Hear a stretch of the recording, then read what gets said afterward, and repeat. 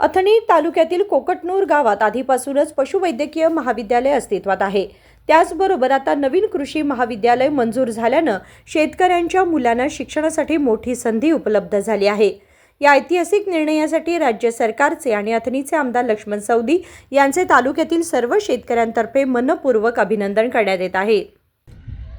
ಈಗಾಗಲೇ ನಮಗೆ ಒಂದು ರೈತರಿಗೆ ಒಂದು ಖುಷಿ ತರುವಂಥ ವಿಷಯ ಏನಪ್ಪ ಅಂದ್ರೆ ನಮ್ಮ ಉತ್ತರ ಕರ್ನಾಟಕದ ಅಥಣಿ ತಾಲೂಕಿನ ಒಂದು ಕೊಕಟನೂರು ಗ್ರಾಮದೊಳಗೆ ಈಗಾಗಲೇ ಏನು ಒಂದು ವೆಟರ್ನರಿ ಕಾಲೇಜ್ ಮಾಡಿದಾರು, ಅದ್ರ ಜೊತೆಗೆ ಒಂದು ಕೃಷಿ ವಿಶ್ವವಿದ್ಯಾಲಯನ ಏನು ಇವತ್ತು ಬಜೆಟ್ನಾಗ ನಮ್ಗೆ ಮಾಡಿದಾರೋ ಅದು ಭಾಳ ಒಂದು ರೈತರಿಗೆ ಒಂದು ಸಂತಸ ಸುದ್ದಿ ಐತಿ। ಯಾಕಂದ್ರೆ ನಮ್ಮ ರೈತರ ಮಕ್ಕಳು ಈಗಾಗಲೇ ಸಾಕಷ್ಟು ಒಂದು ಕೃಷಿ ವಿಶ್ವವಿದ್ಯಾಲಯದಲ್ಲಿ ಏನಾದರೂ ಒಂದು ಶಿಕ್ಷಣ ಪಡೆದ ಒಂದು ಉನ್ನತ ಅಧಿಕಾರದೊಳಗಾಗಲಿ ಮತ್ತು ನಮ್ಮ ಕೃಷಿ ಕ್ಷೇತ್ರಕ್ಕೆ ಒಂದು ನಮ್ಮ ರೈತರ ಮಕ್ಕಳು ಅನುಕೂಲ ಆಗ್ತಾರೆ ಅನ್ನುವಂಥದ್ದು ಒಂದು ಸಂತಸ ಸುದ್ದಿ ತಂದೈತಿ।